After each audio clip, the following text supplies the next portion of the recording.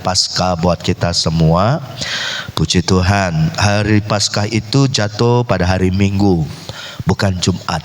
Kalau Jumat itu adalah hari Good Friday, hari Jumat Agung, ya. Puji Tuhan, kalau Tuhan masih memberikan kepada kita kesempatan untuk kita boleh bersama-sama merayakan hari kebangkitan Tuhan.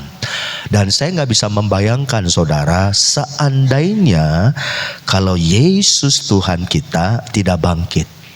Seandainya kalau dia tidak bangkit, saudaraku, maka Rasul Paulus bilang begini, maka sia-sialah iman kita, sia-sialah pengabdian kita, sia-sialah pengiringan kita kepada Tuhan.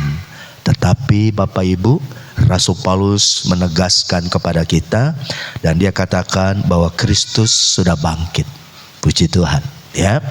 Nah, kita akan lihat bagaimana cerita, saudaraku, ketika Yesus bangkit. Sebelum dia bangkit, apa yang terjadi sebelumnya, saudara? Sebenarnya hari Jumat kemarin, saudara, kita ada ibadah Jumat Agung. Tapi karena Jumat mulai dari hari Kamis, saya bawa tim PPW untuk kita gathering, ya, ke satu lokasi di daerah Puncak. Dan hari Jumat kita tidak ada ibadah Jumat Agung. Nah, oleh sebab itu kita gabung jadi satu di hari Minggu ini, saudara. Nah, saya akan ajak Bapak Ibu untuk lihat di dalam firman Tuhan, di dalam Injil Matius 27 ayat yang ke-45. Silakan ditampilkan, Catherine.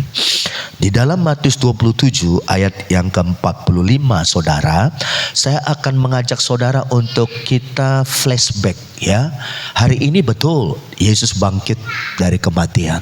Tapi sebelum dia bangkit, saudaraku, ada ceritanya. Nah, gimana ceritanya, saudara? Nah, kita akan lihat di dalam Matius 27 ayat yang ke-45, saudaraku. Nah, saudara bisa perhatikan di layar TV monitor kita. Saya akan bacakan, demikian bunyi firman Tuhan. Mulai dari jam 12 kegelapan meliputi seluruh daerah itu sampai jam 3. Kira-kira jam 3 berserulah Yesus dengan suara nyaring dan dia berkata, Eli, Eli, lama sabachthani, yang artinya Allahku, Allahku, atau Bapakku, Bapakku, mengapa engkau meninggalkan aku? Nah, saudaraku, ini satu ini satu teriakan yang sangat-sangat memilukan hati, saudaraku. Dan kalau kita tahu ceritanya bagaimana ketika Yesus disalibkan, saudara. Nah, saudaraku, peristiwa ketika Yesus disalibkan itu adalah peristiwa yang sangat menggemparkan saat itu. Nah, mungkin muncul pertanyaan di dalam pikiran kita, mengapa Yesus harus disalibkan? Mengapa dia harus mati di atas kayu salib, saudaraku? Nah, saudara, saya ingatkan kita supaya saudara di-refresh kembali. Ada banyak orang bilang begini, kok Tuhannya orang Kristen kok mati ya? Ya enggak. Bagi sebagian orang, ya, pertanyaan ini memang yang membuat banyak orang yang akhirnya bertanya-tanya. Ya, mungkin bagi sebagian orang mereka meragukan bahwa Yesus adalah Tuhan. Kenapa? Kalau memang dia Tuhan, kenapa dia harus mati? Bukankah Tuhan itu gak bisa mati? Bukankah Tuhan itu adalah kekal? Dia pencipta segala-galanya. Betul, saudaraku. Tapi saudara jangan lupa, ya, tujuan Yesus datang ke dalam dunia. Nah, mungkin saya coba mengajak saudara untuk berpikir lebih dalam lagi, saudara. Nah, kalau boleh saya bertanya kepada kita, sebelum Yesus datang ke dalam dunia, siapakah dia, saudara? Dia adalah Allah, pribadi Allah yang kedua, Allah Bapa, Allah Anak, Allah Roh Kudus. Makanya ada istilah kata namanya Tritunggal atau Trinitas. Ya, tiga adalah satu tapi tiga pribadi, saudaraku. Kalau saudara baca di dalam kitab Kejadian, ketika Adam diciptakan, tercatat dalam buku Kejadian, saudaraku, di situ ada kata Elohim. Nah, kalau saudara baca, mari kita, ada kata kita. Kita di situ diterjemahkan dalam bahasa Ibrani, Alkitab kita Perjanjian Lama itu ditulis Elohim. Nah, Elohim ini adalah Tritunggal, saudaraku. Jadi sebelum Yesus datang ke dalam dunia, siapakah dia? Dia adalah Allah. Dia Elohim, ya, yang menciptakan alam semesta ini. Makanya dikatakan the master universe. Jadi saudaraku, peristiwa ketika Adam dan Hawa jatuh ke dalam dosa, saudaraku, disitulah Elohim sudah mempersiapkan satu rencana yang dahsyat, di mana dia harus datang ke dalam dunia. Ngapain, saudaraku? Untuk menebus dosa-dosa manusia. Kalau manusia tidak ditebus dosa-dosanya, maka percayalah saudara, kita binasa semuanya. Nah, oleh sebab itu saudaraku, jadi kalau ada orang bertanya, kok Yesus yang adalah Tuhan kok bisa mati ya? Nah, ini saudara, dia datang menjadi apa? Sebagai apa? Saudaraku, dia ambil rupa seorang manusia. Makanya kalau saudara baca Alkitab, waktu Yesus datang menjadi manusia, saudaraku, yang sebelumnya dia pribadi Allah, saudaraku, tapi dia datang ke dalam dunia seperti kita dilahirkan oleh ibu kita. Dia masuk ke dalam rahim Maria, saudaraku, 9 bulan 10 hari kemudian dia lahir ke dalam dunia, saudara. Dan saat itu gak ada satupun yang tahu bahwa dia adalah Tuhan yang mengambil rupa seorang manusia. Nah, saudaraku, ketika dia ngambil rupa menjadi seorang manusia, makanya kalau saudara baca Alkitab, dia bisa menangis. Kapan dia menangis? Ketika dia duduk di Bukit Zaitun, dia lihat Yerusalem. Ya, dia tangisi Yerusalem karena orang-orang Yahudi di situ nggak mau percaya sama dia. Dia menangis, saudaraku, saat melihat Lazarus yang sudah mati 4 hari, dan Maria Marta menangis memohon pertolongan dari dia. Dan bukan hanya Yesus bisa menangis, dia juga bisa tertidur karena kecapean, saudaraku. Itu kapan? Waktu peristiwa murid-murid membawa Yesus dalam satu perahu, dan Alkitab mencatat dia tidur di buritan. Buritan itu di belakang perahu, saudara. Artinya apa? Dia capek saat itu. Artinya apa, saudara? Apa yang kita alami, dia alami. Cuma satu yang membedakan dia dengan kita saat dia menjadi manusia, bahwa dia tidak berdosa. Sementara kita dilahirkan, kita dikandung dalam dosa orang tua kita.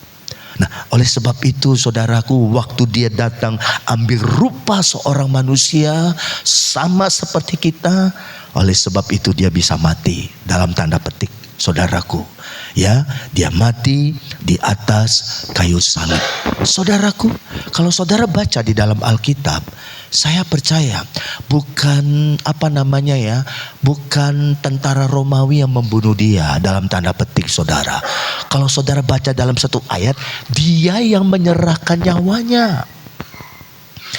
Ya, karena gak ada satupun manusia di dunia ini, kuasa dunia yang bisa mengambil nyawanya. Dia serahkan nyawanya. Kenapa, saudara? Karena dia datang ke dalam dunia, karena Alkitab mengatakan tanpa penumpahan darah tidak ada pengampunan, tidak ada penebusan. Yang dia tebus siapa, saudaraku? Manusia. Karena manusia sudah jatuh dalam dosa, darah dibayar dengan darah. Ingat gak peristiwa Adam dan Hawa? Waktu mereka melanggar perintah Tuhan, mereka ibarat kata terbuka mata mereka, dan mereka baru tahu mereka telanjang. Padahal sebelumnya, waktu mereka jatuh dalam dosa, kemuliaan Tuhan menutupi ketelanjangan Adam dan Hawa.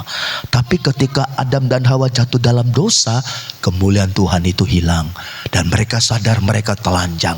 Nah, untuk menutup ketelanjangan Adam dan Hawa, Tuhan korbankan seekor binatang, dan dari binatang itu diambil kulitnya untuk dibuatkan pakaian untuk menutupi ketelanjangan dari Adam dan Hawa, nenek moyang kita. Nah, itu bicara tentang apa, saudaraku? Pengorbanan. Bahwa satu hari nanti dia akan datang ke dalam dunia jadi tumbal buat kita. Ya enggak? Dan betul, saudaraku, Jumat Agung yang kita peringati, disitulah saat di mana Yesus, Allah yang menjadi manusia, mengambil rupa seorang hamba. Dia mati di atas kayu salib. Darah yang tertumpah itu untuk apa? Untuk menebus dosa-dosa dari sejak zaman Adam dan Hawa sampai nanti akhir zaman. Makanya Yohanes Pembaptis ketika berjumpa dengan Yesus pada saat itu dia berteriak, "Lihat, anak domba Allah yang memikul dosa seisi dunia." Yohanes Pembaptis di alam roh dia tahu ini bukan sembarang orang. Dia adalah Allah yang menjadi manusia, yang datang untuk jadi korban. Ya, kenapa, saudaraku, Yesus harus dikorbankan? Karena manusia nggak bisa dikorbankan untuk menebus dosanya, nggak bisa. Kenapa? Karena kita udah dilahirkan dalam keadaan cacat dan celah. Nggak bisa, saudaraku. Ya, nggak bisa orang tua kita mati untuk menebus dosa kita, nggak bisa. Karena orang tua kita juga udah berdosa. Ya, harus ada satu korban yang sempurna tanpa cacat dan celah. Dan dia adalah putra manusia Yesus yang tak bernoda, yang tak bercela, yang tak berdosa. Jadi saudaraku, di bawah kolong langit ini gak ada nabi, pemuka agama siapapun yang bisa menebus dosa-dosa umat manusia, yang bisa menyelamatkan umat manusia. Jangankan menyelamatkan umat manusia, menyelamatkan dirinya aja gak bisa. Gimana mau menyelamatkan orang lain? Oleh karena itu bersyukur, saudara, dia datang ke dalam dunia. Ya, memang Yesus tahu waktu dia berdoa di Taman Getsemani, dia bilang begini, "Bapa, jikalau boleh biar cawan ini lalu daripadaku, tapi bukan kehendakku yang jadi, melainkan kehendak Bapa yang jadi." Dan Bapa menghendaki, dan Yesus siap untuk minum cawan itu. Dan cawan itu bicara apa? Dosa seluruh umat manusia. Saya nggak bisa bayangkan kalau Sang Juru Selamat itu tidak datang ke dalam dunia dan dia tidak mengorbankan dirinya untuk kita, maka kita semua hidup dan mati dalam kebinasaan. Kok bisa begitu, Om Kurnia? Ya, karena upah dosa adalah maut, dan maut adalah kematian, kebinasaan yang kekal sampai selama-lamanya. Saudara ingat penjahat di sebelah kanan Yesus, waktu dia bilang begini, "Aku percaya Engkau adalah Tuhan, Engkau adalah Juru Selamat. Ingatlah akan aku apabila nanti Engkau datang kembali." Yesus bilang begini, "Hari ini juga you and me, kamu dan aku ada bersama-sama di Firdaus." Ya enggak? Puji Tuhan, penjahat yang sama-sama disalibkan bersama dengan Yesus, dia selamat, saudaraku. Dia selamat. Ya enggak? Makanya kalau saya diminta mendoakan orang yang sakit, orang yang udah kritis, aduh, itu bagi saya kesempatan terakhir untuk saya kasih tahu sama orang itu. Saya bisikkan di telinganya dan saya bilang begini, "Kok, Ci, Om, Tante, percaya Yesus." Ya, kenapa? Karena Yesus adalah Tuhan, Yesus adalah Juru Selamat, dosa-dosamu diampuni. Seandainya kalau dia bilang begini, mungkin dia ngomong udah susah, tapi dia menganggukkan kepalanya. Berapa kali saya doakan orang-orang yang udah kritis, yang di ruang ICU atau mungkin di ruang perawatan. Waktu saya doakan, kayak ada butiran air mata yang membasahi kedua belah matanya. Saat itu dalam hati saya bilang, orang ini mau percaya kepada Yesus. Walaupun memang besokan orang itu meninggal, Saya percaya seperti penjahat sebelah kanan Yesus, detik-detik terakhir dia datang kepada Yesus, dia mohon pengampunan dan dia selamat saudara. Dia dapat tiket ke sorga. Oleh sebab itu saudara yang saya kasih di dalam Tuhan, Yesus datang ke dalam dunia. Dia mati di atas kayu salib untuk apa? Untuk menebus dosa-dosa seisi dunia. Oleh sebab itu mari ya, peristiwa hari kematian Tuhan adalah peristiwa yang sangat dahsyat, sangat luar biasa. Mulai dari jam 9 pagi sampai jam 3 sore Yesus tersalib antara langit dan bumi. Dia mewakili kita saudaraku. Dia rela mengorbankan dirinya. Kenapa? Karena tanpa penumpahan darah tidak ada pengampunan. Darah harus dibayar dengan darah. Makanya kalau saudara setiap kali perjamuan kudus, ya roti itu melambangkan apa? Tubuh Yesus yang terpecah-pecah. Dan anggur melambangkan apa? Darah Yesus yang tertumpah dari atas kayu salib. Ya, itulah yang mengikat kita. Itulah yang membuat kita, iman kita tetap tertuju kepada Tuhan. Jadi kalau saudara mengalami tantangan, masalah, pergumulan dalam hidup ini, jangan pernah kecil hati, jangan pernah putus asa. Kenapa? Pandang kepada salib Yesus. Ya, pandang kepada Dia yang sudah mati untuk kita. Haleluya. Ya, Dia tebus dosa-dosa yang dimana Yohanes 3:16 bilang begini, barang siapa percaya kepada Dia, Dianya siapa? Yesus Kristus. Dia tidak akan binasa, melainkan memperoleh hidup yang kekal. Kita berikan tepuk tangan buat Tuhan pagi ini. Haleluya. Kalau saudara mau keluar negeri, saudara pertama siapin paspor, lalu kedua siapin koper. Pernahkah saudara bertanya, kalau saya mau ke sorga, saya harus siapin apa? Harus siapin apa kita saudara? Yang pertama, saudara harus percaya Dia sebagai Tuhan dan Juru Selamat. Itulah Dia datang ke dalam dunia. Makanya ketika saudara dengar firman Tuhan, baca firman Tuhan di dalam Matius 27 ayat 45 dan 46 tadi saudaraku, ya. Jam 3 berseru Yesus dengan suara nyaring, Eloi, Eloi, atau Eli, Eli lama sabachthani. Artinya, Bapakku, Bapakku, mengapa engkau meninggalkan aku? Ini teriakan yang sangat memilukan hati saudaraku. Kenapa? Sampai Yesus dia berteriak, Bapa, Bapa. Dia berteriak kepada siapa? Kepada Allah Bapa yang ada di sorga. Dia adalah Allah anak yang datang ke dalam dunia, yang ngambil rupa seorang manusia. Dan dia berteriak, Bapa, mengapa engkau meninggalkan aku? Eli, Eli, lama sabachthani. Kenapa saudaraku? Dengar, pada saat Yesus tergantung di atas kayu salib, saat itu momennya saudaraku lagi sedang apa? Dia lagi sedang memikul dosa seisi dunia.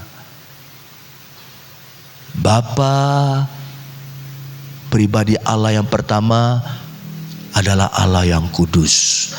Sekalipun Yesus pribadi Allah yang kedua yang mengambil rupa seorang manusia, ya enggak, tapi saat itu saudaraku dia lagi sedang memikul dosa seisi dunia, sehingga Bapa memalingkan wajahnya. Ini detik-detik yang sangat menegangkan saudara.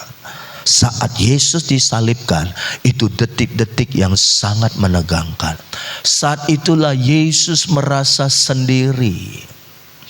Makanya waktu dia berdoa di Getsemani, sampai dikatakan dalam Alkitab, peluhnya, keringatnya yang keluar itu bercampur dengan darah. Saking hebatnya tekanan yang dia harus terima, yaitu untuk menebus dosa manusia. Dan prosesnya nggak langsung disalibkan, dia ditangkap, dia dipermalukan, Makanya sebagian orang bilang begini, kok Tuhannya orang Kristen kok dipukul, kok dianiaya, kok nama katanya Tuhan. Mereka nggak ngerti, ya enggak. Tujuan apa Yesus harus mengalami penderitaan ini? Dia tebus segala macam kutuk-kutuk manusia, ya enggak. Dia rela jadi tumbal, dia rela jadi korban untuk saudara dan saya. Ada nggak Bapak Ibu, saudara-saudara, anak rohani saya, ya, kita yang berbuat salah tapi yang dihukum orang lain. Kalau orang lain, kalau kita jadi orang lain, mau kita bilang sama Pak Hakim, sama polisi, oh nggak bisa, yang berbuat salah dia, kok saya yang dihukum, kok saya yang dipenjarakan, oh nggak adil, nggak bisa, nggak cengli kata orang, ya enggak. Yesus tidak. Kita yang berbuat salah, kita yang harusnya terima kematian kekal, kita yang harus terima murka, upah dosa adalah maut. Tapi dia bilang begini, udah, ya enggak, aku aja yang terima semua itu. Segala segala kesusahan, segala sakit penyakit, segala kematian maut, ya biar aku saja yang tanggung, biar aku saja yang terima. Wow, luar biasa saudaraku. Makanya nggak salah kalau dia disebut penyelamat, juru selamat. Ya, ada juru parkir, orang yang ngatur parkir. Ada juru masak, orang yang pintar masak. Ada juru kunci, orang yang pintar buat kunci. Tapi kalau untuk keselamatan, tidak ada satupun di bawah kolong langit ini yang oleh namanya kita diselamatkan. Hanya satu, Yesus Kristus namanya. Kita berikan tepuk tangan buat dia. Haleluya. Makanya Bapak Ibu, rugi besar kalau saudara gak kenal Yesus. Rugi besar. Rugi besar. Buat apa kita kaya di dunia kalau saudara gak kenal Yesus? Saudara nanti akan binasa untuk selama-lamanya. Apakah harta saudara bisa saudara bawa pulang ketika saudara tutup mata di dunia ini? Rugi besar kalau kita gak kenal Yesus dalam hidup ini.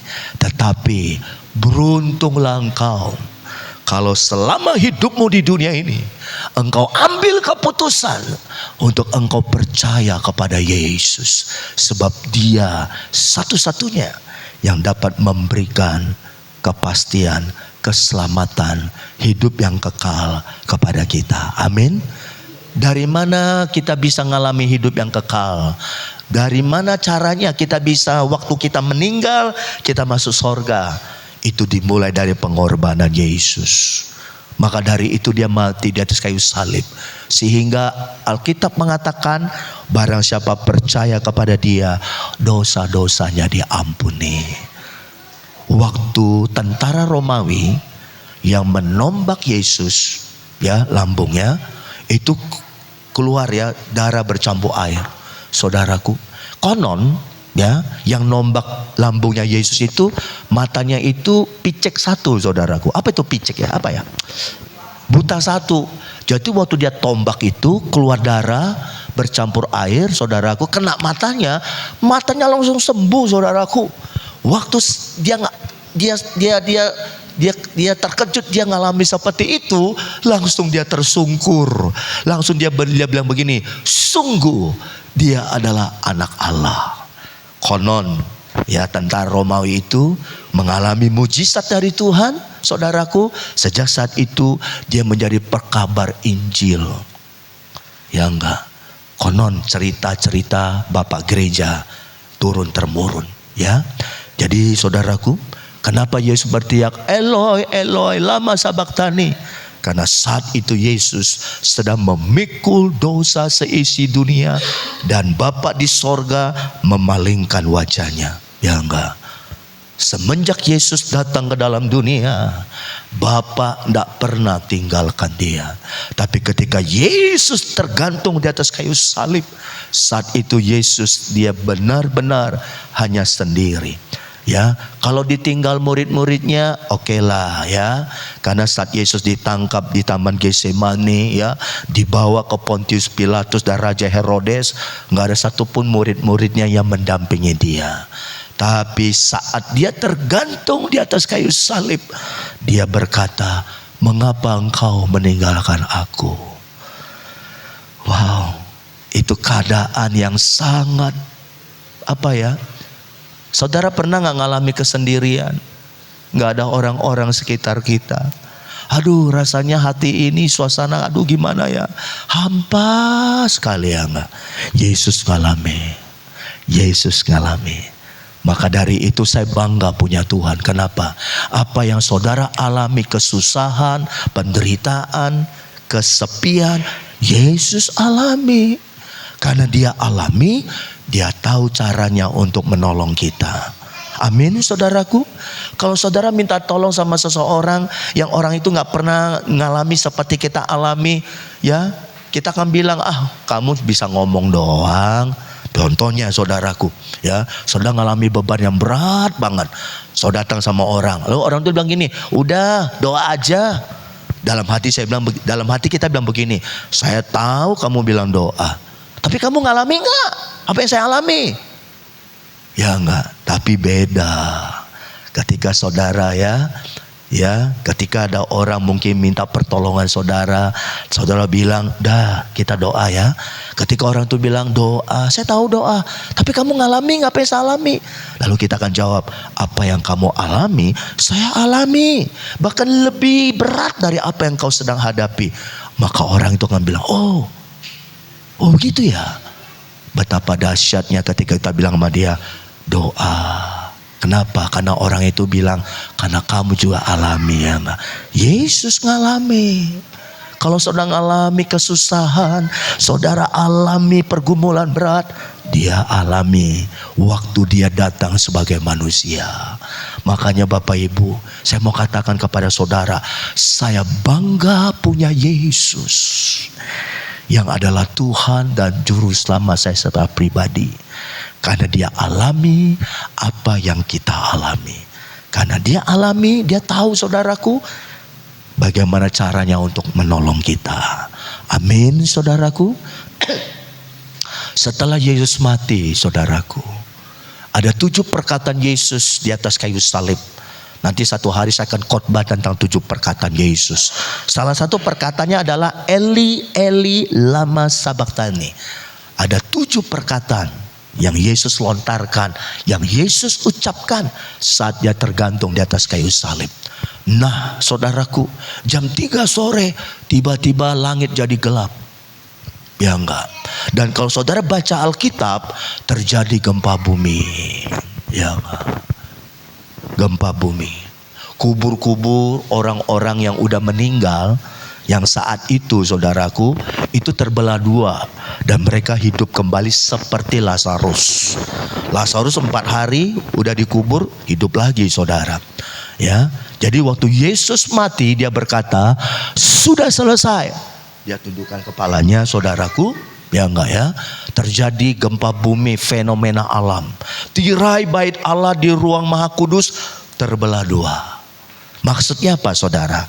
Sejak kematian Yesus, manusia gak perlu perantara lagi.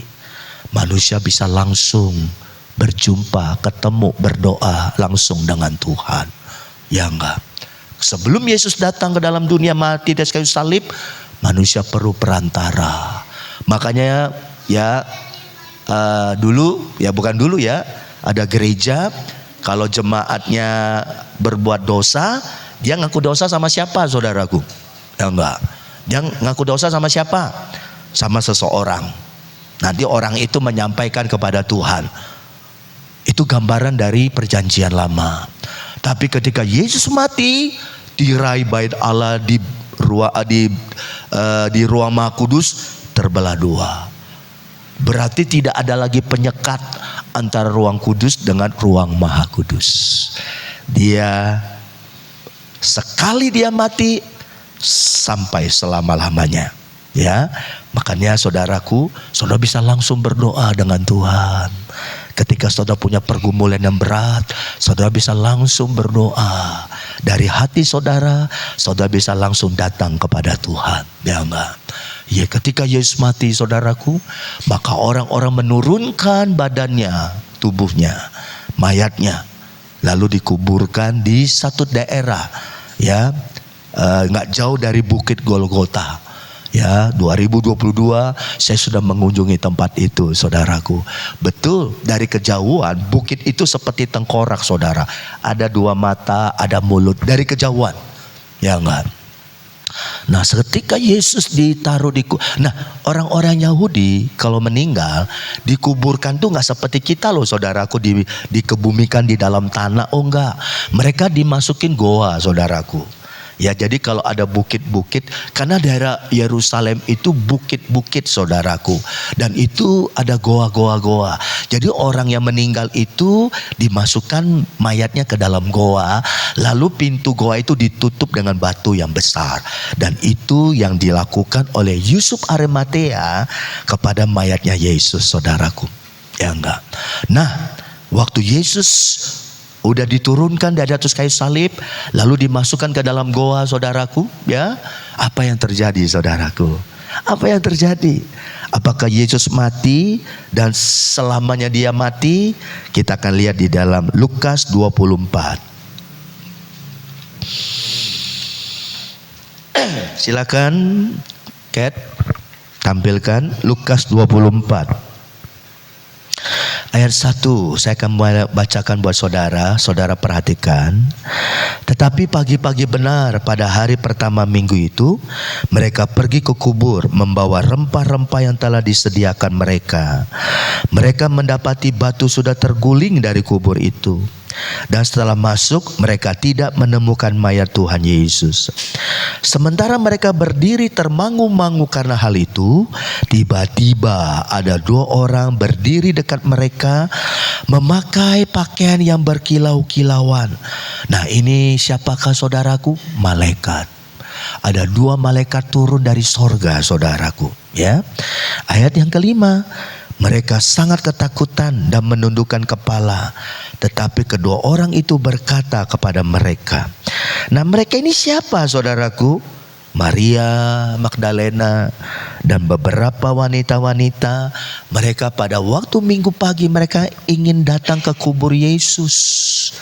Tapi ketika mereka datang, mereka tidak menemukan mayat Yesus. Ya enggak. Tujuan mereka ke kubur Yesus membawa rempah-rempah yang telah disediakan. Jadi mereka itu mau merempah-rempahi mayat Yesus. Jadi waktu mereka datang, kok itu batu yang menutup kubur Yesus kok udah ada tergeletak, seperti ada yang geser, saudaraku. Dan alangkah kagetnya waktu mereka lihat masuk ke dalam goa itu, Yesus sudah nggak ada, saudaraku. Ya. Lalu kemudian mereka berjumpa dengan kedua orang yang pakaiannya dikatakan apa? Berkilau-kilauan. Mereka masih nggak sadar kalau dua orang ini bukan manusia, tapi malaikat.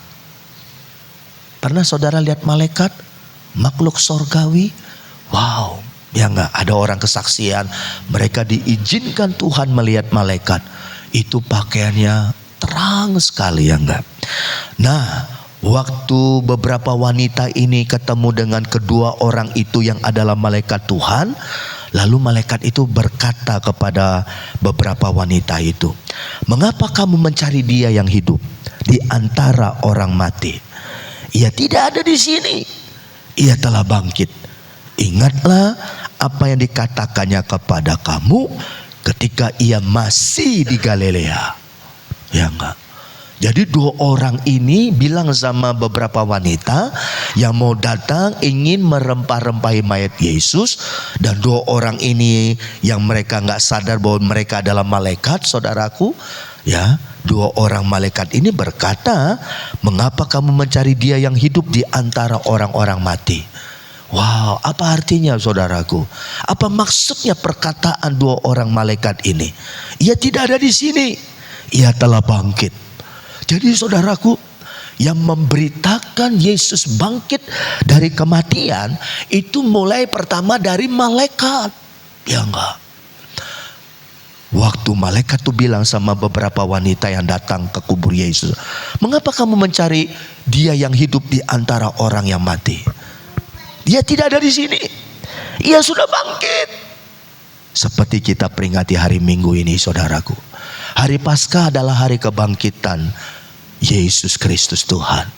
Wow, saudaraku, waktu saya renungkan ayat-ayat ini, saya bilang, Tuhan, ini punya arti makna yang sangat dalam sekali, saudara. Mengapa kamu mencari dia yang hidup di antara orang mati? Ya, ia tidak ada di sini. Ia sudah bangkit. Wow. Yang tadi dari awal saya mau katakan, seandainya Yesus tidak bangkit dari kematian, sia-sialah iman kita. Sia-sialah kita ke gereja kumpul, saudaraku, nyanyi, tepuk tangan, sia-sialah pengiringan kita kepada Tuhan. Tapi saudaraku, dengar baik-baik ya, bahwa berita yang sesungguhnya adalah bahwa dia sudah bangkit dari kematian, saudaraku. Ada satu lagu pujian bilang begini, sebab dia hidup, atau kalau boleh saya ganti, sebab dia sudah bangkit, maka hari esok. Artinya apa, saudara? Karena Yesus sudah bangkit dari kematian, ada pengharapan. Ada yang namanya hari esok. Artinya apa, saudaraku? Ada jaminan, ada pertolongan. Oleh sebab itu, saudaraku, engkau mungkin sedang mengalami tantangan, pergumulan yang berat selama hidupmu di dunia ini. Jangan pernah engkau berkecil hati. Kenapa? Karena kita tidak menyembah Tuhan yang mati. Kita menyembah Tuhan yang sudah bangkit dari kematian. Bagi sebagian orang di luar sana, mereka berkata, kok Tuhan orang Kristen kok bisa mati? Bukan masalah Tuhannya orang Kristen bisa mati, tetapi pertanyaannya adalah, jawabannya adalah, dia mati betul, tapi pada hari yang ketiga dia bangkit. Ini yang mereka orang di luar sana gak mau percaya Yesus, bahwa dia sudah bangkit dari kematian, saudaraku. Oleh sebab itu mari pagi hari ini, saudaraku, ya enggak, karena Yesus sudah bangkit dari kematian, ada pengharapan buat kita yang percaya. Amin, saudaraku. Sebab dia sudah bangkit dari kematian, maka ada hari esok. Saya banyak melihat bagaimana pertolongan Tuhan, bagaimana pembelaan Tuhan, saudaraku. Oleh karena itu mari berbahagialah kita, beruntunglah kita kalau kita jadi orang yang percaya. Kita tidak menyembah Tuhan yang mati, saudaraku. Betul, dia mati untuk apa? Menebus dosa-dosa kita. Tapi pada hari yang ketiga dia bangkit dari kematian. Dan yang menyampaikan berita ini bukan para murid, bukan orang-orang Yahudi, bukan tentara Romawi, bukan. Malaikat Tuhan yang berkata, ia tidak ada di sini, dia sudah bangkit. Saudaraku, wow, waktu para wanita ini mendengar berita itu, mereka lari kembali ke kampung mereka. Mereka kasih tahu sama murid-murid yang lain bahwa guru kita sudah bangkit dari kematian, bahwa Tuhan kita sudah bangkit dari kematian. Dan herannya murid-muridnya pun juga gak percaya. Berapa banyak hari-hari ini orang-orang di luar sana gak percaya kalau Yesus Tuhan sudah bangkit dari kematian. Sampai akhirnya mereka minta bukti, saudaraku. Thomas sampai bilang begini, sebelum aku lihat lubang di lambungnya dan mencucukkan ujung jariku ke tangannya yang berlubang paku, sekali-kali aku tidak percaya kalau Tuhan kita sudah bangkit dari kematian. Itu murid Tuhan lo yang ngomong seperti itu, ya enggak? Padahal waktu Yesus bersama dengan mereka sebelum disalibkan, Yesus sudah bilang bahwa anak manusia akan diserahkan ke orang berdosa dan dia mati, tapi hari ketiga dia akan bangkit. Tetap murid-muridnya gak percaya. Degil. Apa itu degil, saudaraku? Mata hatinya tertutup. Saya berdoa pagi ini supaya mata hati saudara tidak tertutup, supaya saudara percaya dia mati untuk kita, dia bangkit untuk kita. Kita berikan tepuk tangan buat Tuhan. Haleluya. Sebab dia hidup, maka ada hari esok. Haleluya. Bisa dipersiapkan Andri? Setiap kita merayakan Jumat Agung atau Paskah, setahun sekali saya selalu putar saat-saat ketika Yesus disalibkan, saudaraku. Nah, setidaknya mungkin saudara pernah lihat video ini, film ini. Setidaknya flashback buat kita bagaimana Yesus menderita, disalibkan untuk kita, saudara. Minta tolong lampunya dimatikan. Kita akan saksikan video klip ini bersama-sama.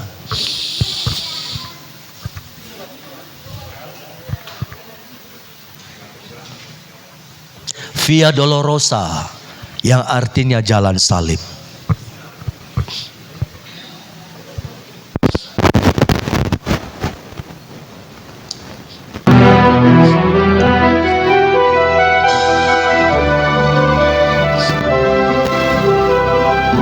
Dia harus pikul salibnya.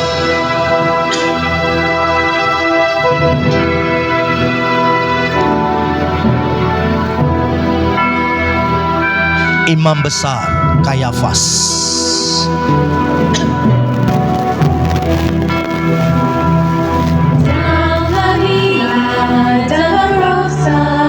Inilah Yerusalem. Dari rumah Pontius Pilatus, Yesus harus memikul salibnya sendiri.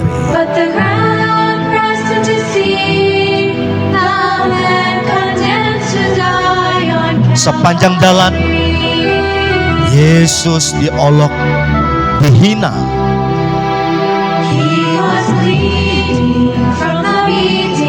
Sebelum dia membawa salibnya menuju Golgota, dia dicambuk, dipukul, dimahkotakan duri.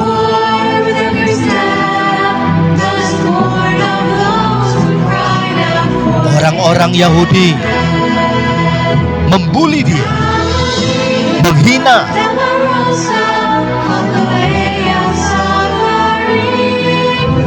Dia seperti domba Allah, anak domba Allah, dibawa ke pembantaian.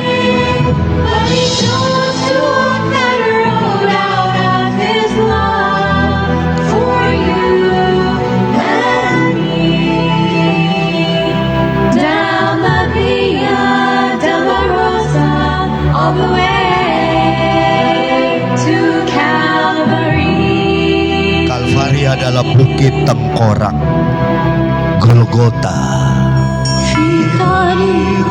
Saudara bisa bayangkan harga yang Yesus harus bayar, bukan untuk dirinya, tapi untuk saudara dan saya.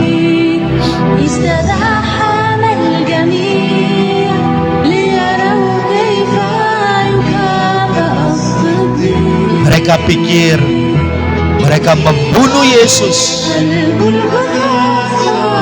dan setelah itu selesai. Tidak.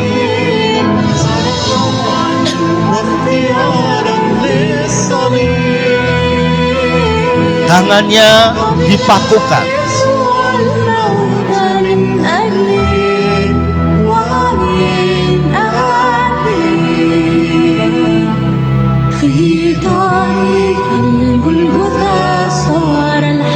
tanpa perasaan tentara Romawi menyalibkan Yesus. Kedua kakinya dipakukan,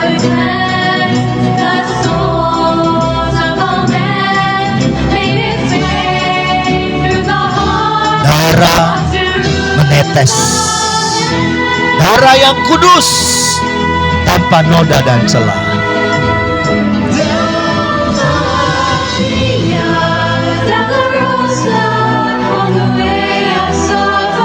Putri Yerusalem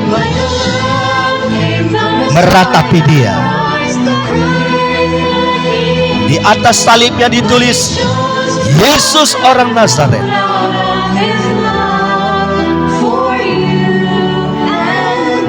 Penjahat di sebelah kanan dan Yesus yang turut disalibkan.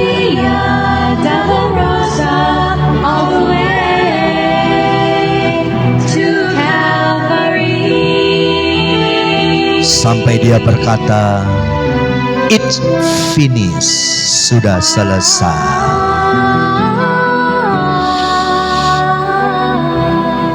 Saudara, saya sudah ratusan kali lihat detik-detik ketika Yesus disalibkan, tapi selalu menggetarkan hati saya.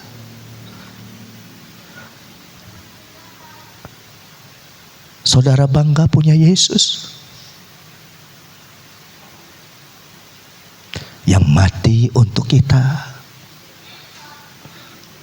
Kalau saudara enggak, mulai hari ini saudara ikut Yesus.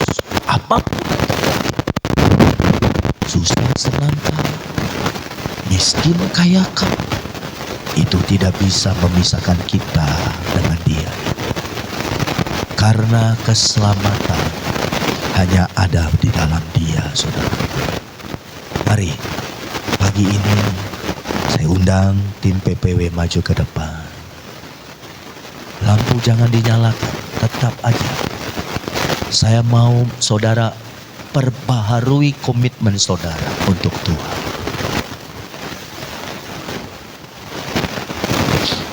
Haleluya. Saya minta kita semua tundukkan kepala kita.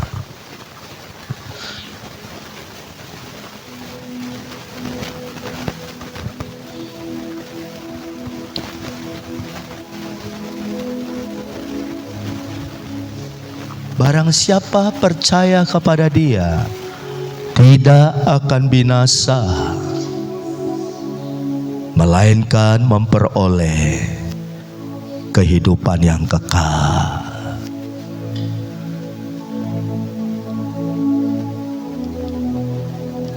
Oh, haleluya Tuhan. Saudaraku, kadangkala saya nggak habis pikir. Ada banyak orang Kristen, ada banyak pengikut Yesus, katakanlah dia pengikut Yesus. Tapi karena ada masalah sedikit, ada sesuatu sedikit, tinggalkan Tuhan. Saya nggak habis pikir, kenapa bisa seperti itu? Coba saudara lihat tadi, bagaimana pengorbanan diri Yesus untuk kita. Dia tebus dengan darahnya, Dia bayar dengan nyawanya untuk menyelamatkan kita. Darah yang sangat mahal. Oleh karena itu mari saudara yang menyaksikan video klip tadi, apapun terjadi, jangan pernah engkau berpaling dari Tuhan lagi. Jangan pernah izinkan dalam hidupmu engkau tinggalkan Tuhan lagi.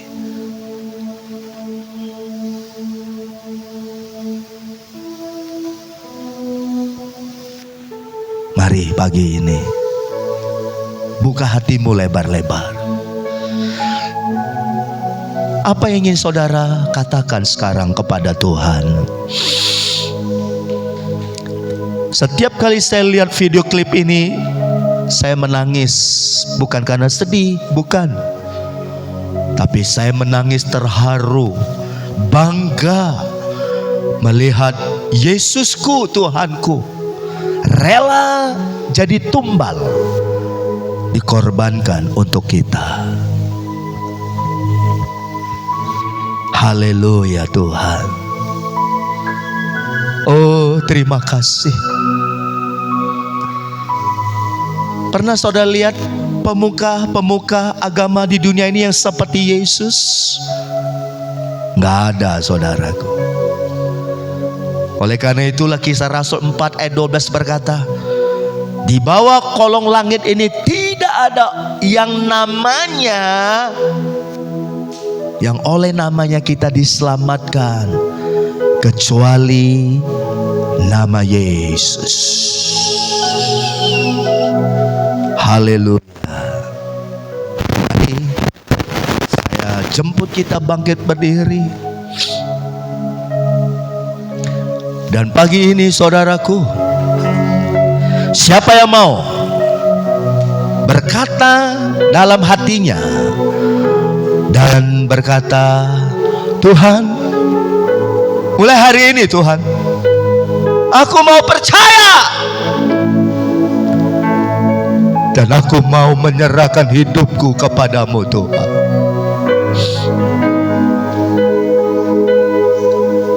Oh haleluya Yesus. Amin Tuhan, amin. Telah kulihat bukti kasih-Mu Tuhan, terlalu besar pengorbanan-Mu. Seharusnya saudara dan sayalah yang harus ada di salib itu, tapi kita nggak layak saudaraku. Tuhan tahu kita nggak sanggup, maka dari itu Dia rela, Dia ambil ini semua, ditaruh di atas pundaknya. Lewat kematiannya dan kebangkitannya, saudara dan saya, kita diselamatkan. Amin saudara. Oh haleluya. Amin, amin, amin. Yesus telah kulihat,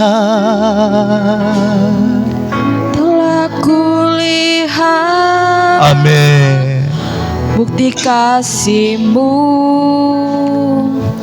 Kau menderita gantikanku. Dengan darah-Mu Kau selamatkanku. Ku ingin hidup menyenangkan-Mu. Sekali lagi katakan, telah kulihat bukti kasih-Mu. Amin. Kau menderita gantikanku.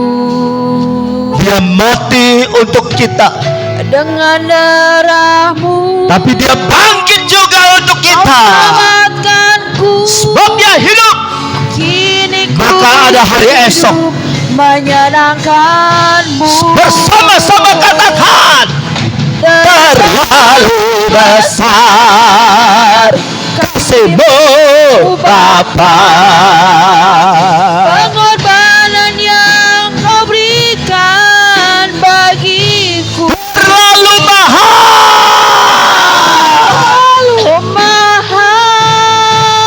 Darah-Mu Yesus tercurah untuk menebus hidupku. Mari nyanyikan dari awal pujian ini kembali. Dengan pujian ini Telah saya rindu dan saya berdoa supaya iman saudara semakin dikuatkan, sehingga saudara dapat berkata saat ini, aku tidak salah pilih. dengan darah-Mu Ketika saudara mengambil keputusan Kau selamatkan menjadi orang Kristen, ketika saudara mengambil keputusan menjadi anak Tuhan, artinya kita tidak salah pilih. besar kasih-Mu Bapa. Pengorbanan yang Kau berikan bagiku Terlalu mahal, terlalu mahal. Darah-Mu Yesus tercurah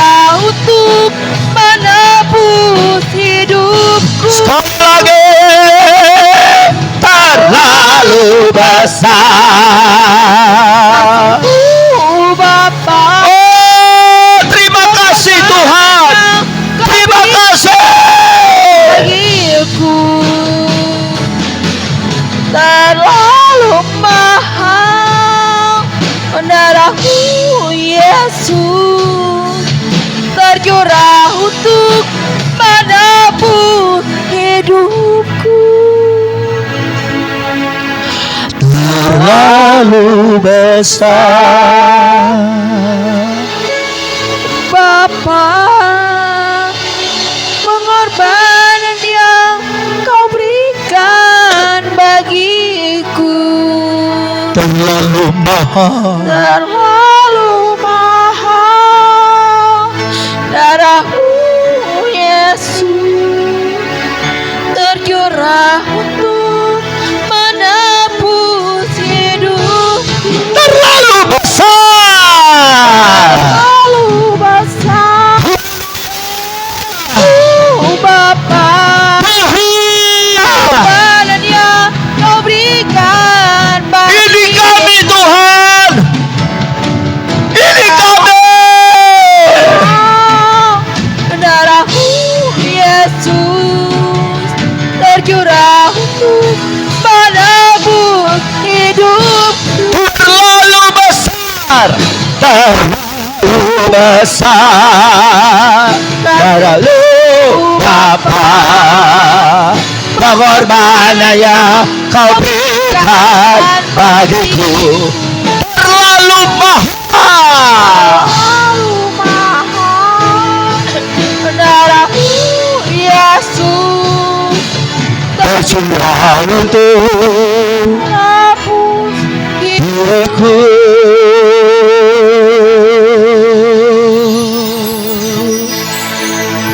Mari taruh tangan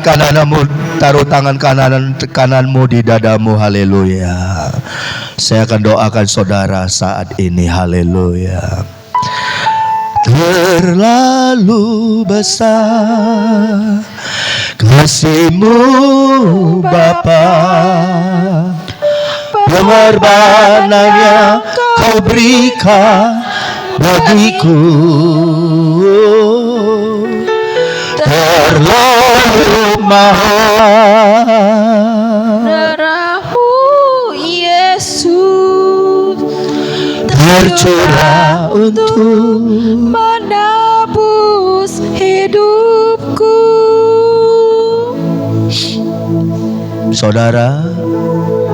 Yesus lakukan ini karena Dia berkata, tanpa salib tidak ada mahkota.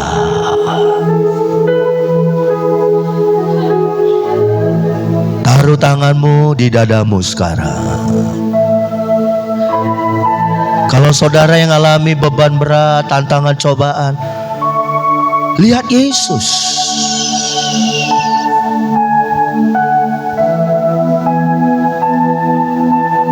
Apa sih yang kita rasakan, yang kita alami, yang tidak Yesus rasakan dan alami juga? Pagi ini saudaraku, haleluya, supaya imanmu semakin teguh, semakin bertumbuh hari lepas hari.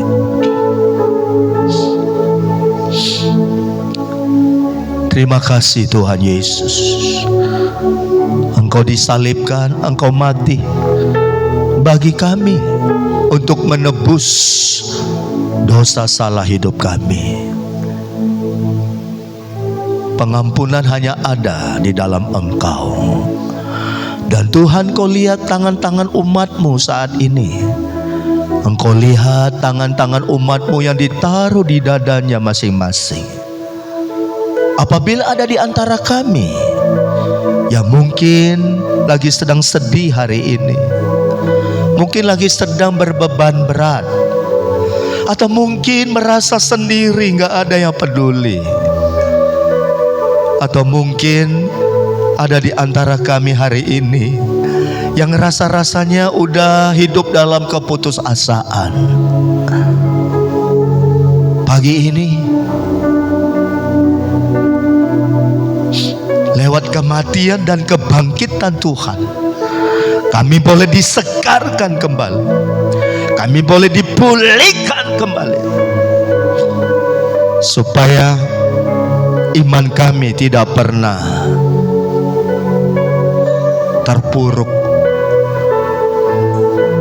Kami akan melihat pertolongan Tuhan tidak pernah terlambat. Kami bersyukur bahwa kami sudah ambil keputusan untuk kami percaya kepada Yesus. Tidak salah. Engkau satu-satunya, tidak ada lagi yang lain. Juru selamat di dunia ini. Terima kasih Tuhan.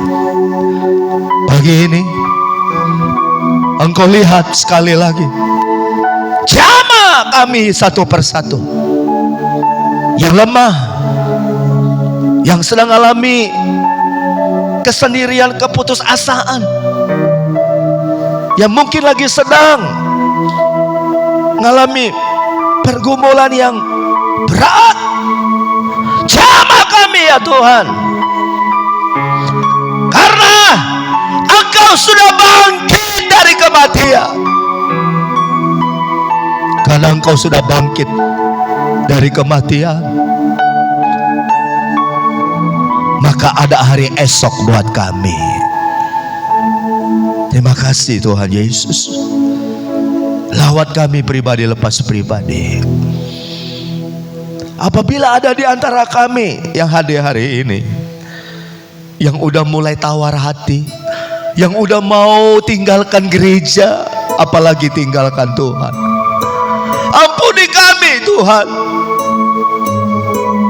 Biarlah hal itu tidak akan pernah terjadi lagi dalam hidup kami, sehingga kami berkata pagi ini, kami bangga menjadi orang percaya. Kami bangga menjadi anak Tuhan, karena keselamatan hanya ada di dalam Yesus. Terima kasih Tuhan. Teguhkan, pegang tangan kami terus hari lepas hari, dan berkat Tuhan, berkat firman Allah pagi ini melawat kami, menguatkan kami, menghibur kami, meneguhkan iman percaya kami. Dalam nama Tuhan Yesus, bersama-sama kita katakan amin. Silakan duduk saudaraku, puji Tuhan. Baik, sebelum saya serahkan kepada pemimpin pujian untuk menyampaikan pengumuman, saya mau informasikan untuk saudara, hari ini ada yang dibaptis saudaraku, ada yang dibaptis ya. Dan boleh saya minta untuk berdiri, siapa yang dibaptis? Saudara mau tahu siapa yang dibaptis? Silakan. Oh ini namanya, tetap berdiri. Iya, namanya adalah Akbar Labong ya. Dan dia sudah ambil keputusan hari ini akan dibaptis. Puji Tuhan ya. Memang setahun 2 kali kita baptis, baik pada hari Paskah maupun pada hari Natal. Dan saudara Labong, dia sudah ambil keputusan, dia akan menjadi anak Tuhan. Sekali kita berikan tepuk tangan buat dia. Haleluya. Puji Tuhan, Tuhan berkati. Amin. Saya serahkan kembali kepada Lydia. Sekali lagi terima kasih Om Kurnia atas firman-Nya, Tuhan Yesus berkati. Tiba saatnya saya akan bacakan warta jemaat, warta gereja untuk minggu depan, tanggal 27 April. Akan ada ibadah pagi maupun sore, yang pagi jam 8 pagi dan yang sore jam 5 sore. Dan akan dilayani oleh Pendeta Yusuf Kurnia. Terus ya hari ini tadi seperti dibilang, hari ini ada baptisan setelah ibadah pagi di Pabuaran.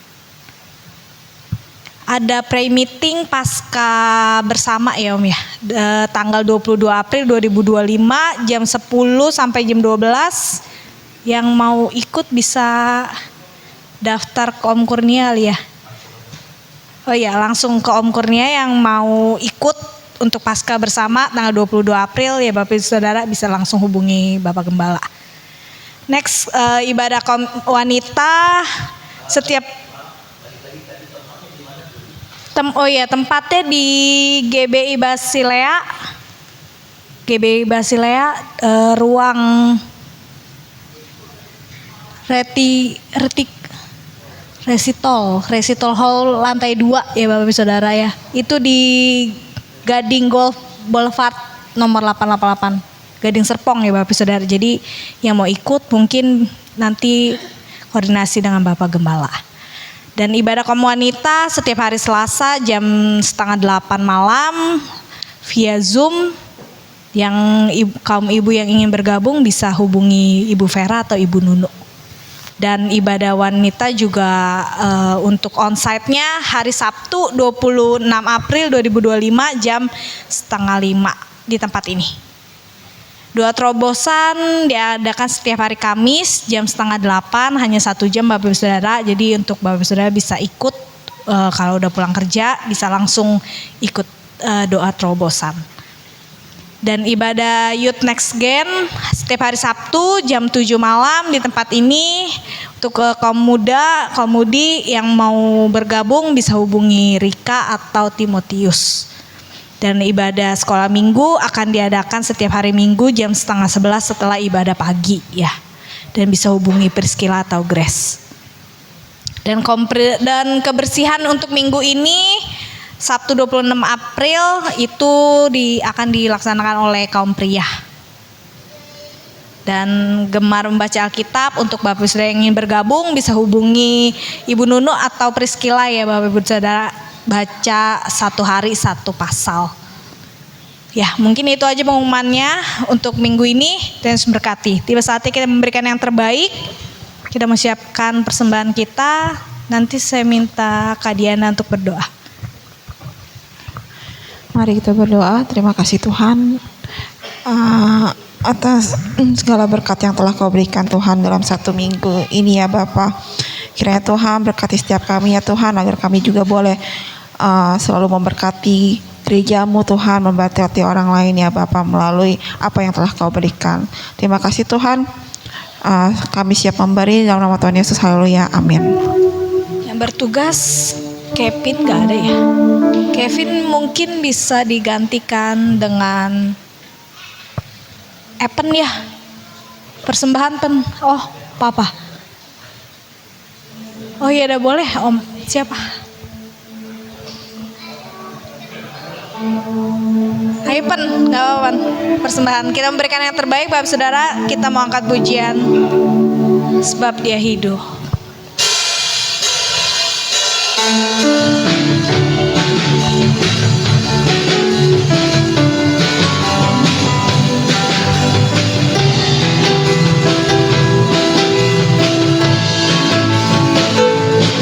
Dia hidup,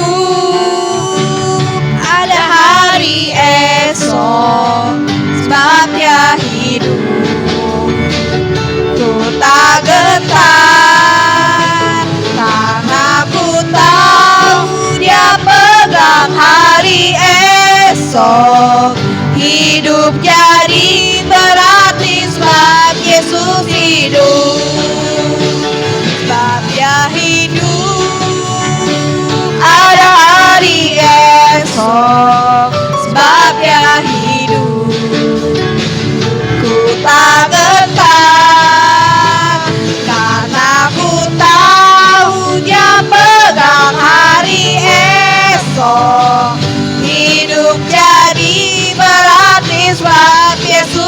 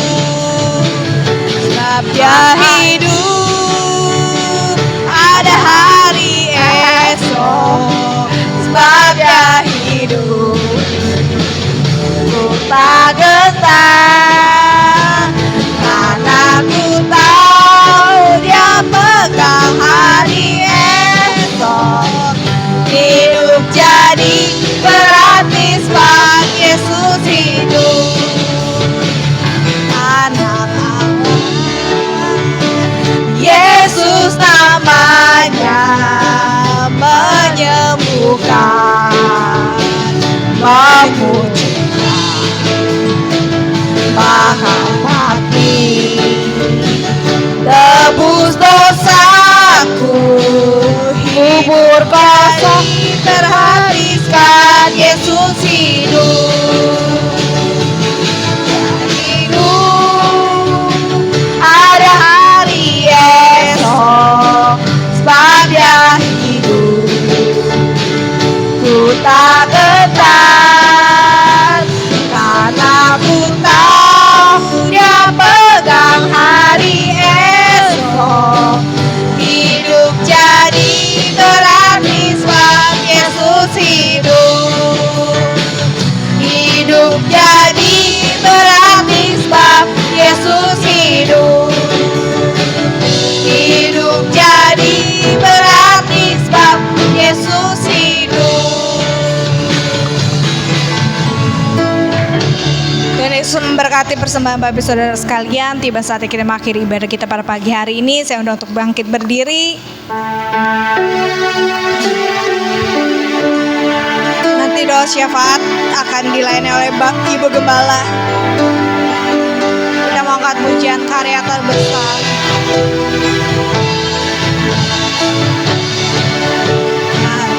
Terbesar dalam hidupku, pengorbananmu yang selamatkanku. Engkaulah harta yang tak bernilai yang ku miliki dan ku hargai. Yesus, Engkau ku kagumi. Yang terbesar, karya terbesar dalam hidupku, pengorbananmu yang selamatkanku. Engkaulah harta yang tak ternilai yang ku miliki dan ku hargai. Yesus, Engkau ku kagumi. Yesus, Engkau, Yesus, Engkau ku kagumi. Yesus, Engkau ku kagumi. Haleluya. Bapa di dalam surga, kami bersyukur buat pagi hari ini Tuhan. Kami percaya bahwa lewat pengorbanan-Mu, karya-Mu yang besar membebaskan kami, melepaskan kami dari segala dosa-dosa yang kami perbuat ketika kami datang dan meminta ampun kepada Engkau. Terima kasih Tuhan, terima kasih. Dan kami percaya sejak saat itu ketika kami berdoa, ketika kami memohon kepada Engkau, maka Engkau bekerja atas setiap doa-doa kami adanya. Terima kasih Tuhan Yesus, terima kasih. Ingatkan selalu akan pengorbanan-Mu yang besar di dalam hidup kami. Lewat hal itu biarlah Tuhan kami tambah hari tambah cinta Engkau, tambah mengasihi Engkau Tuhan dengan segenap seluruh kehidupan kami. Terima kasih Tuhan Yesus. Kami mau berdoa bagi bangsa kami Tuhan. Biarlah keselamatan itu juga terjadi buat bangsa kami Tuhan. Karena masih banyak di bangsa kami yang belum percaya Tuhan, yang belum menerima Engkau sebagai Tuhan dan Juru Selamat. Pagi hari ini kami berdoa di dalam nama Yesus, di dalam nama Yesus biar terjadi Tuhan lawatan-Mu yang besar di Indonesia. Terima kasih banyak Bapa. Kami juga berdoa Tuhan, Engkau berkati Prabowo dan Gibran sebagai presiden dan wakil. Biar lewat mereka segala persoalan yang terjadi dapat diselesaikan dengan baik. Berkati anak-anak-Mu yang sudah melayani, baik WL, baik singer, tim musik, kolektan, LCD, usher, semua yang terlibat di dalam pelayanan Tuhan. Biar Engkau memberkati dengan berkat berlipat-lipat kali ganda di dalam nama Tuhan Yesus. Bahkan Engkau juga memberkati umat-Mu pada pagi hari ini. Mungkin mereka datang dengan sakit penyakit. Kami percaya Tuhan, oleh bilur-bilur Yesus jemaat-Mu pulang membawa kesembuhan. Kami yang datang dengan beban berat, Tuhan kami serahkan setiap beban kami ke dalam tangan-Mu. Kami pulang membawa sukacita daripada Engkau adanya. Kami yang kekurangan Tuhan, mulai saat ini Tuhan, kami percaya bahwa kami tidak akan pernah lagi kekurangan Tuhan. Kami akan hidup berkelimpahan di dalam-Mu. Terpujilah kan nama-Mu Bapa, terpujilah kan nama-Mu. Kalau sebentar kami akan pulang, Tuhan menyertai dalam perjalanan kami.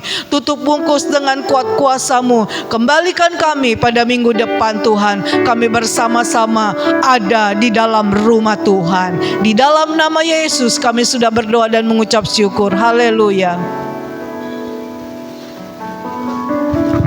Bapak Ibu, mari angkat kedua tangan kita, arahkan mata hatimu kepada Tuhan, dan apa yang menjadi permohonanmu sekali lagi sebelum kita bersama-sama tinggalkan tempat ini atau gereja kita, saudara boleh sampaikan sesuatu yang ada di hatimu sekarang. Oh haleluya, Tuhan mendengar doa kita dan Tuhan akan mengabulkan doa kita saat ini. Oh Yesus, haleluya. Yes, Tuhan dengar doa-doamu pagi ini saudaraku. Baik, saudara siap diberkati? Saudara, sebelum kita tinggalkan tempat ini, terima berkat dari Allah Bapa, Allah Anak, Allah Roh Kudus, berkat dari Tuhan Yesus, berkat jasmani, terlebih berkat rohani, berkat double porsi turun kepada kita, pribadi lepas pribadi. Apa yang kita makan, minum, pakai 1 minggu ke depan, Tuhan cukupkan, bahkan Tuhan lebihkan. Dan Tuhan jauhkan dari segala macam mara bahaya, musibah, kecelakaan, atau niat jahat orang tertentu dihalau dari hadapan kita. Dan Tuhan mengirim malaikatnya dengan pedang berapi, menjaga, melindungi kita pada saat kita keluar masuk, pada saat kita di rumah, di perjalanan, atau pada saat kita melakukan aktivitas. Dan sekali lagi, terimalah berkat spesial turun kepada kita. Dan sesungguhnya bukan kita mengejar berkat, tapi berkat yang mendatangi kita dalam nama Tuhan Yesus. Terima kasih Yesus, terima kasih Yesus.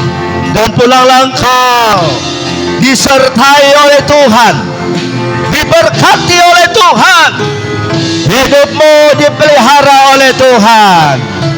Apa yang engkau kerjakan dalam 1 minggu ini, Tuhan membuat berhasil. Makasih Yesus. Haleluya. Kasih Yesus,